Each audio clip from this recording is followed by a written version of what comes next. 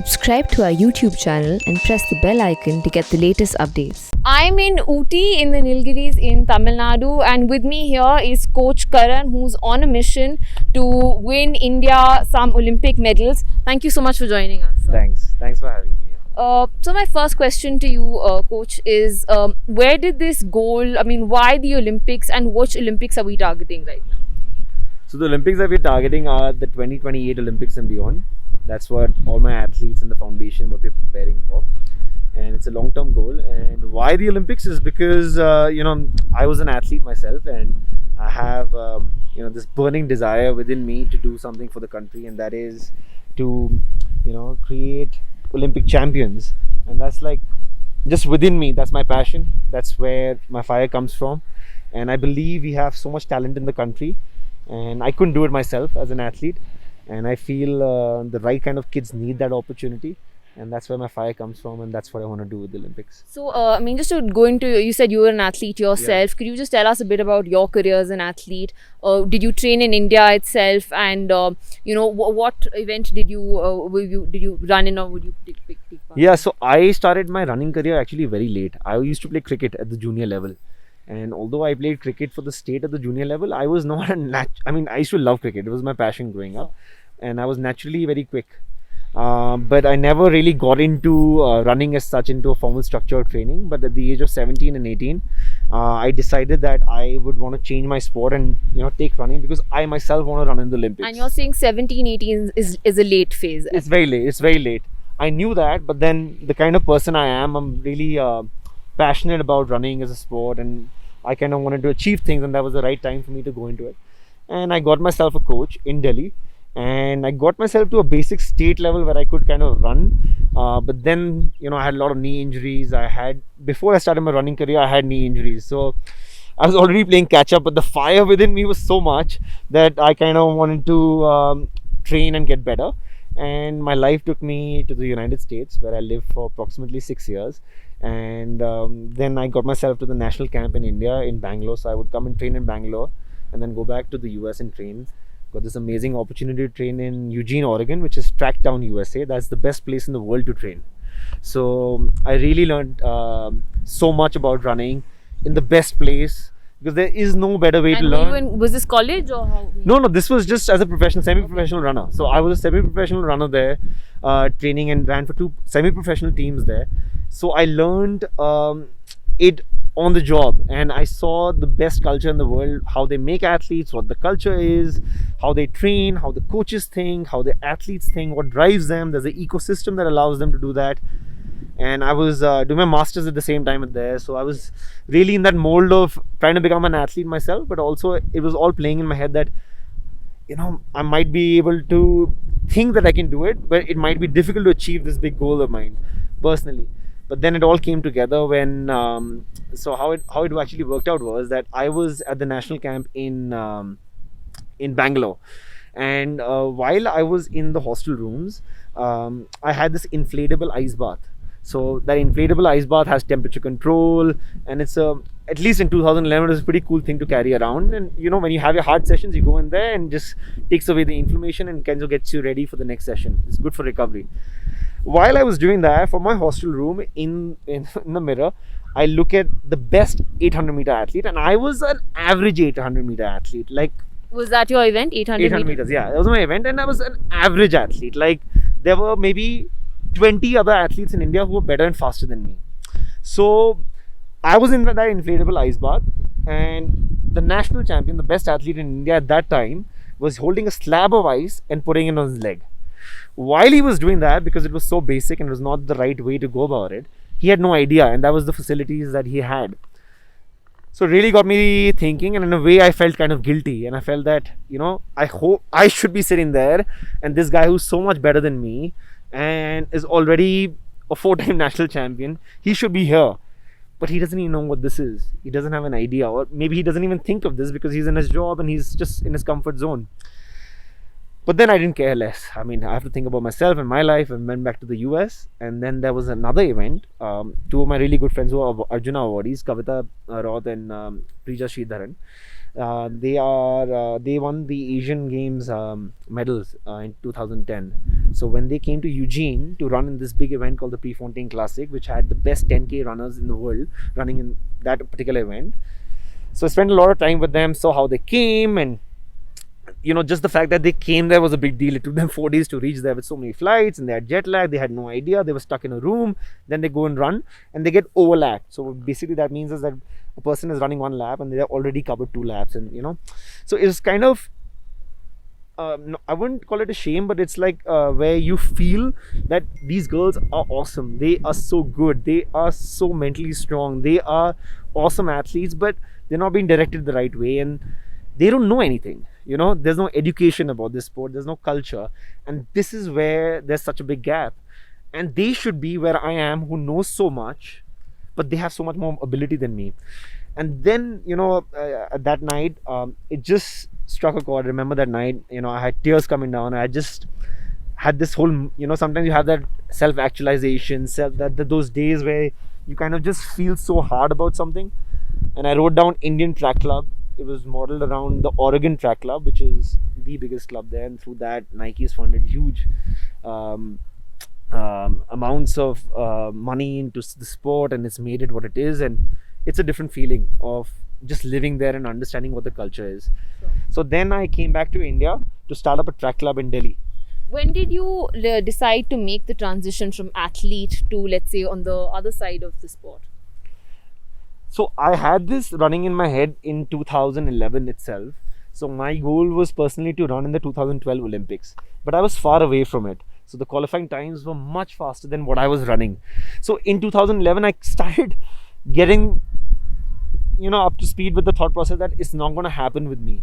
I'll have to kind of go to a level which is much higher and tougher, but I don't have the ability to do it, no matter what happens. So then I kind of just pushed myself. I just put things into perspective, and I said that you can't do it, but there are all these awesome talented athletes in India that are going to do it. So I came back with the thought process that I'm going to create a structure, raise some funds, and get in the best 4 females and male athletes in India, and I'm going to recruit them, and I'm going to coach them, and they'll all be national champions at the senior level.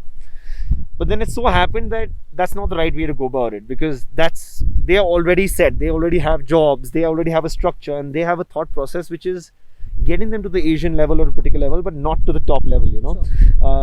To go to the Olympics and win medals there, like you see the Olympics right now, there are a lot of people who are happy participating in the Olympics, but then to qualify for the heats, the semi-finals, finals, and then winning in the finals, these are 2 different things. And that too in running. Running is a very tough sport, and it's really advanced all around the world. So, and we're playing catch up. So to do all of this and put that whole module together, there was only one way. It was to work with grassroots and start with a program where you put yourself out there and you start building culture. Then I started the track club in Delhi, and it's still there. And this track club is what exactly? So the track club is a track club where kids come and train and run. They can become better runners. So if you want to become the best athlete in school, or win a sports day and get better at the sports day, or you want to go to the state meet, or you want to go and run in the nationals, or if you have a goal of wanting to run for the country, we provide those services of coaching. So I started that, just with passion, just got kids together. This was 2012. This was 2013. Oh, 2013 when I came back. Straight away, I just started it off. Just went to the ground and just started off training the kids. And it just went like wildfire, because I was just training with passion. Kids wanted to train with me, and they'd never seen something like that on the ground. And I trained with a lot of passion and energy, so people liked that. And it did really, really well. So from starting with 1 kid, I had hundreds of kids training under me, and it was awesome. Commercially, it was working very well. Then in about 2014, within a year, I had some mix of kids coming from privileged backgrounds, kids coming from middle class backgrounds, and then kids coming from underprivileged backgrounds.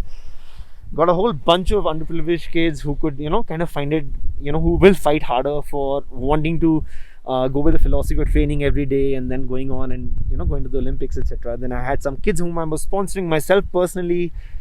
I used to live in Gurgaon, so got them a home near Gurgaon. Gave them food, gave them apparel, gave them everything. And they did well, got them to the state level. Some of them were state champions, got them to the national level as well. But then within you as a coach, I knew that for me to get them to the Olympics and then beyond that, it's not going to happen, because the kind of commitment I need from an athlete has to be much more than me, and it has to be like they have to sacrifice their life for it, you know. And they have to be in a more disciplined environment. Delhi, there are so many distractions. There's a metro, there are men, women, there is people, there is so much happening. For an athlete, it's not a disciplined life. So I started speaking to some of my coaches who were training me in the US, and you know, some of my mentors here. And what one of my coaches told me was that you need to become a monk. You know, you need to totally sacrifice your life. You have to figure it out. You can't do two things. You know, you cannot be in Delhi and you cannot try and, you know, drive a commercial venture at the same time, try and create athletes and then do all of this. It has to be all in. You know, you have to just go for it, you know, and you have to figure something out. And then I always had it in the back of my mind that, you know, staying at high altitude up in the mountains is something that I really want to do for my athletes, because that's where success comes from in middle and long distances. I did it myself, where I got my times down from running at high altitude, then come back to sea level. So I knew what that benefit is. And I know a lot of top level athletes, a lot of Olympians, a lot of medalists, and people who have trained at high altitude, lived there, and then come to the sea level, train, and you know, they have a physiological aspect within them where their red blood cell count increases. And when they do come down, it's much easier for them to run and compete, and you know, it's a big advantage to do that. Plus the addition with staying at high altitude is that, you know, so away from the main cities that you can stay disciplined and focused. So for us, it was all about, you know, I was in 2015 already planning something that I want to kind of get out of Delhi, but I didn't know what to do. So then I started creating a structure within myself that, you know, it's okay, maybe I can go to Ooty and maybe I can go to another place. I was thinking of Shimla that time. But where are the athletes going to come from? What kind of kids are going to come, and why will they come? How will they live with me, and why? And then I want them to live with me because I learned from my mistakes, you know. And in that meantime, then I said, okay, it's looking like a long shot because you need too many funds for it and too much of sacrifice. Let's do one thing. Let's get a really solid group of kids to Delhi. Then we went to this place called Chiraigaon. It's a small town out of Benares.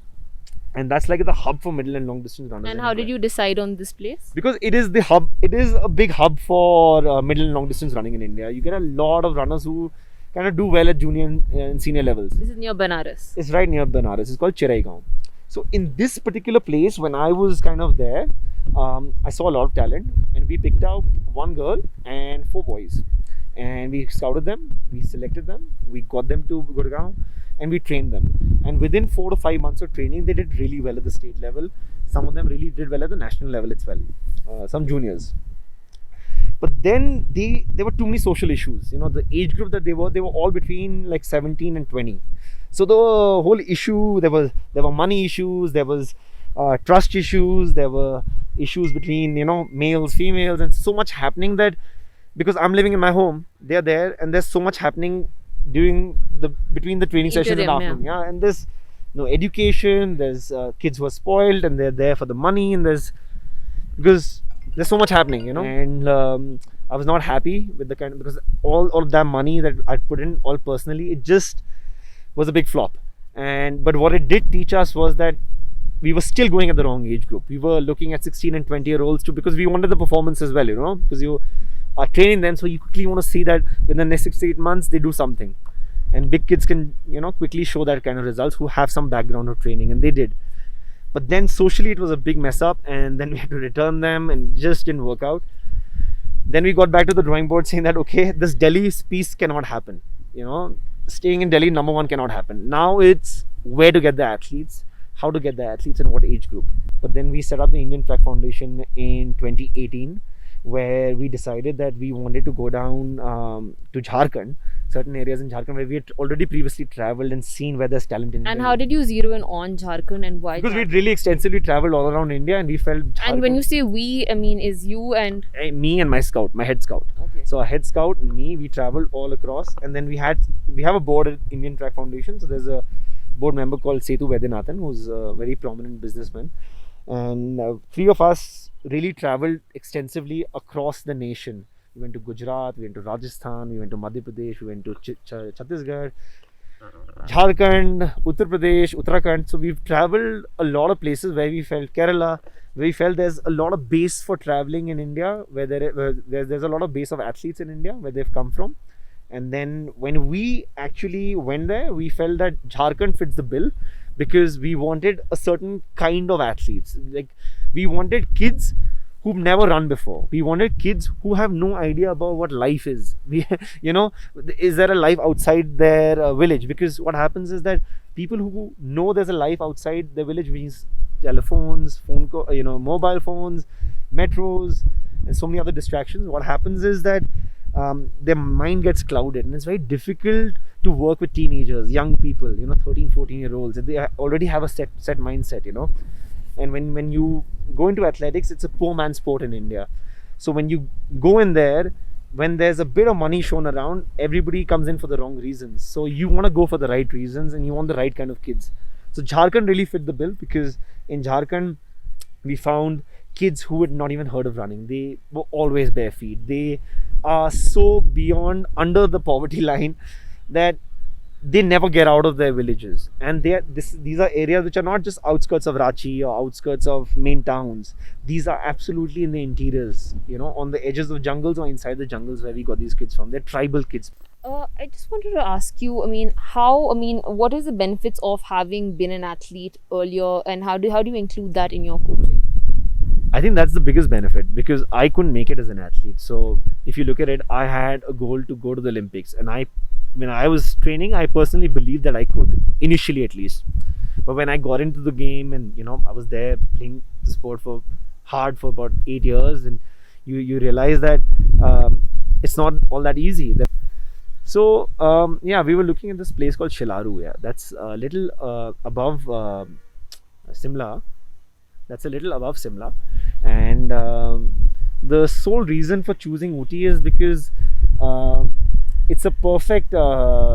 It's at the perfect altitude. It's about 22-50 meters above sea level, so it's not too high and not too low.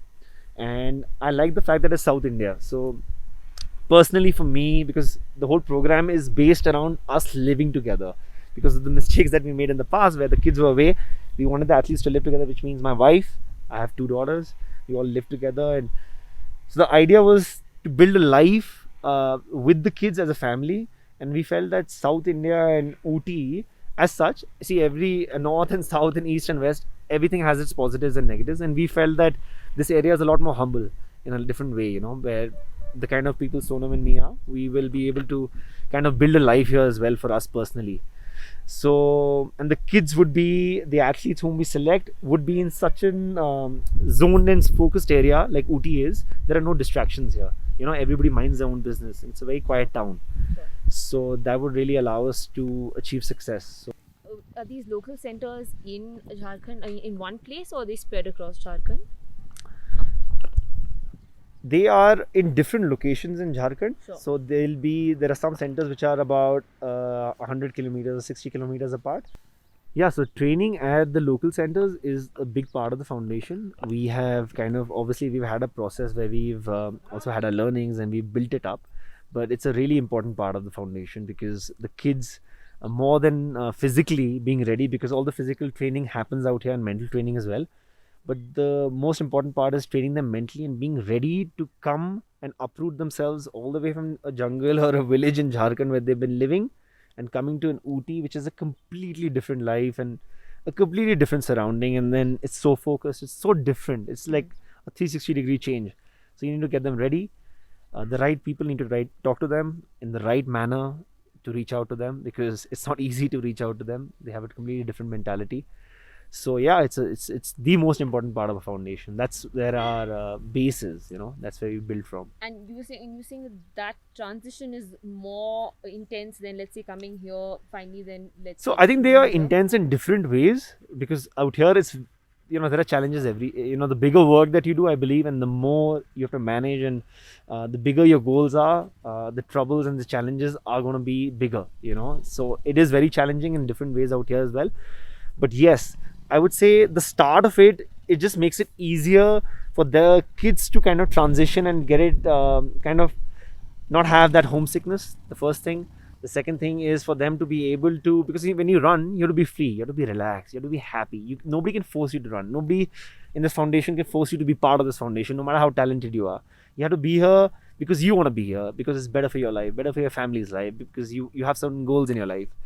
So now for a kid who has no idea about the Olympics, or a kid who has no idea about their talents, or even is a wee bit interested in getting a better life maybe, how do you communicate with that person? And that's where all the talk, all the counseling, all the communication happens, so that the task is much easier for us out here, because if they come in not prepared, it's going to fall short. The kids are not going to stick around. Sure.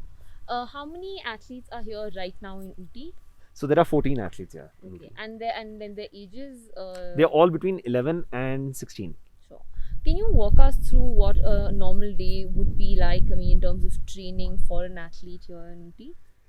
So our days, so if I'm not traveling, because some of the kids do travel for some competitions, the older ones, the younger ones, again, we do sessions in different, so certain kids will have a session at 6 a.m. Okay. There's another group which has a session at about 7:15 a.m.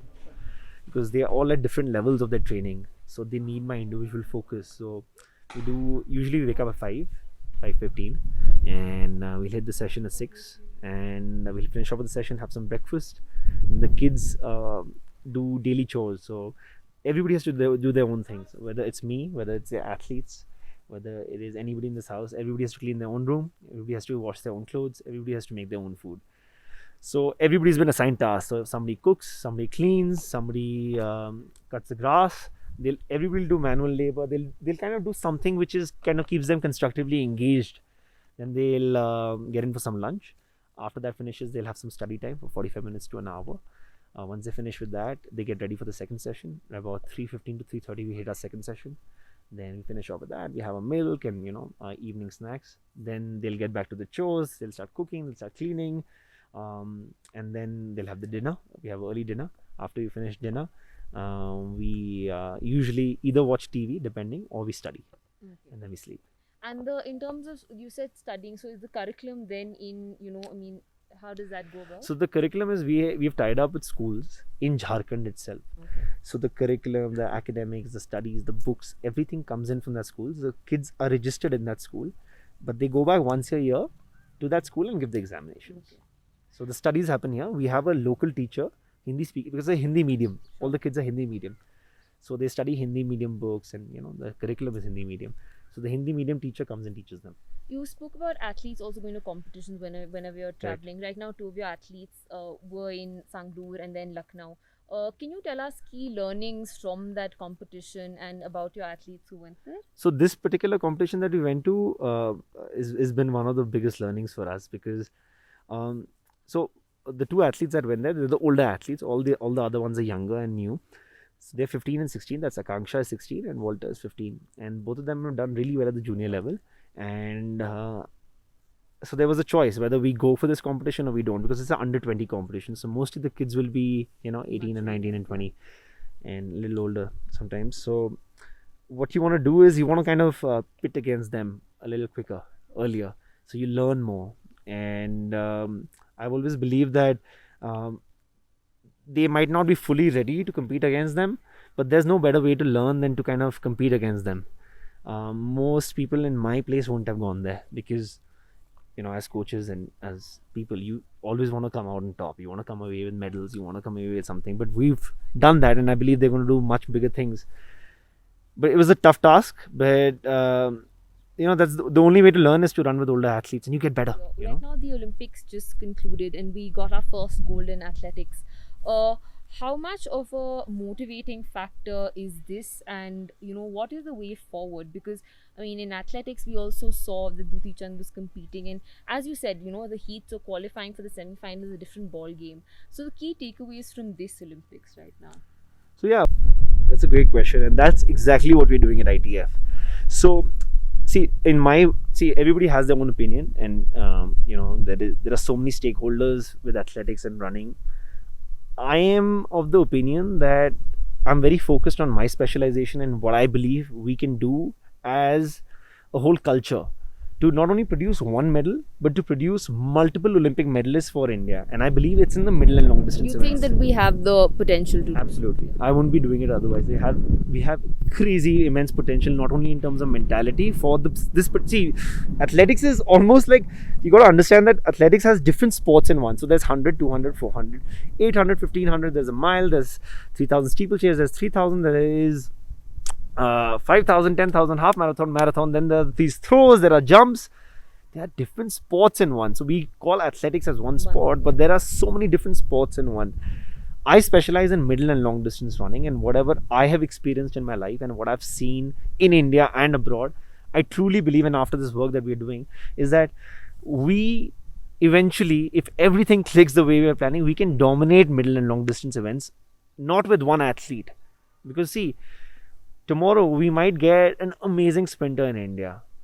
And by amazing, I mean who's going to win medals at the Olympics. We might get a 400 meter runner in India. We might get a great shot putter in India. And with so many people and with this drive with Neeraj now, I'm sure we're going to get amazing athletes. But are we going to get a chain of athletes? Are we going to get a whole group of athletes, like a factory of athletes that we're developing? Maybe not, because you need a culture for that. You need to work with the right kids at the right time, in the right place, and the right numbers. Because if you don't do that, and with the right mentality, and if you don't do that, you'll not be able to achieve those numbers. Otherwise, it'll be a one-off, you know. Sure. We'll get a lot of one-offs. Simone Biles actually then backed out from an event saying, her mental health was not at its peak right now. We've had other athletes as well in the past. I mean, Michael Phelps, one of the most celebrated Olympians of all time, has spoken about, there's a documentary called The Weight of Gold, where he's spoken about this. Because you train for, let's say, 4, 8, 10, 12 years, and it all depends on those, let's say, few minutes. How important is mental training in the larger scheme of things? And is there, what is your approach to it? It's super important. I think, but again, you got to work with individuals, right? So what one kid might think or what one individual might think might be totally different to the other, and how they might take the same situation. Like, for example, I have 2 kids. I'll tell you what I have. So we got Akanksha and Walter running in the same event. Back in Guwahati, they both ran in the same event, but they finished off the event thinking totally different and feeling totally different from that event. But they had different experiences. And they have a different mentality. They have different parents. They have a different thought process. The way they train is different. The way they run is different. The way they approach training is different. The way they eat is different. The way they envision life is totally different. So when you work with athletes, and when you work with young kids, and when you work with whom you feel might be able to achieve that success at that age, you got to start training them at a very young age mentally. You got to start preparing them for what's happening. So for example, whether it's media tomorrow, whether it's pressure, whether it's the pressure from a coach, whether it's pressure from parents, whether it's pressure from tomorrow sponsors, whether it's pressure tomorrow from yourself, how you have to handle that, or so many other things. You got to start. Obviously, these are things that we're not speaking at length right now. They're too young, but there are small things that you need to start preparing them for. So my last question. So in terms of 2028, which is the Olympics, what is the aim for 2028 for the Indian Track Foundation? So we believe that we want to take part, and if some of our kids are ready in time, we would want them to fight for medals at the 2028 Olympics. But we want to represent India at the 2028 Olympics. From the 2032 Olympics and beyond, that's where we believe that we'll be winning medals for India. You think Indian Track Foundation will be winning medals for India in the 2032 Olympics? Yes. Thank you so much, Coach. Thank you for your time. Currently, there are 14 athletes training in Ooty and 56 in Jharkhand.